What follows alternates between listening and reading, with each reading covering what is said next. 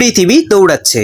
দেখতে ও শুনতে অবাক লাগলেও সত্যি হচ্ছে পৃথিবী প্রতি সেকেন্ডে প্রায় 30 কিলোমিটার পথ অতিক্রম করে, যেখানে একটি সর্বোচ্চ গতির রকেট সর্বোচ্চ 11 থেকে 12 কিলোমিটার পর্যন্ত চলতে পারে।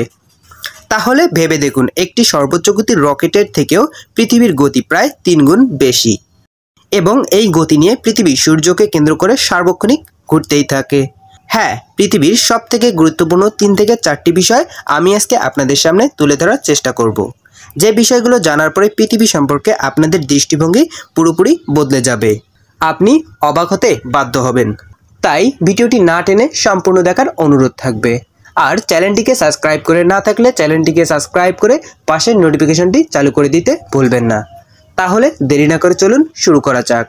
নাম্বার 1, আমাদের পৃথিবীর ভূপৃষ্ঠ থেকে 100 কিলোমিটার উপরের স্তরকে বলা হয় কারমান লাইন।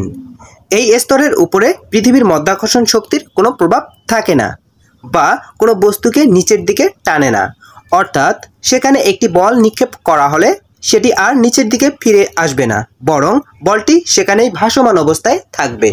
এর মানে হচ্ছে পৃথিবী আমাদেরকে প্রতিনিয়তই নিচের দিকে টেনে ধরে আছে। ঠিক উদাহরণ দিয়ে বলা যেতে পারে, উপর থেকে একটি পলিথিনে যদি পাথর এবং অপর একটি পলিথিনে যদি তুলা ভর্তি করে নিচের দিকে ছেড়ে দেওয়া হয়, তাহলে সঙ্গে সঙ্গেই পাথর নিচের দিকে ভূপৃষ্ঠে আছড়ে পড়বে, কিন্তু তুলার পলিথিন সহজেই নিচের দিকে পড়বে না। সেটি আস্তে আস্তে বাতাসের সঙ্গে ভেসে বেড়াবে এবং অনেক দূরে গিয়ে পড়বে অনেকটা সময় পরে। এটাই হচ্ছে পৃথিবীর মাধ্যাকর্ষণ শক্তি। যেই বস্তুর ওজন বেশি সেই বস্তুর ওপর এই শক্তি বেশি কাজ করে। তাহলে আমি আপনাদেরকে বোঝাতে পারলাম, আমাদেরকে পৃথিবী প্রতিনিয়তই নিচের দিকে টানছে। এটাই পৃথিবীর শক্তি।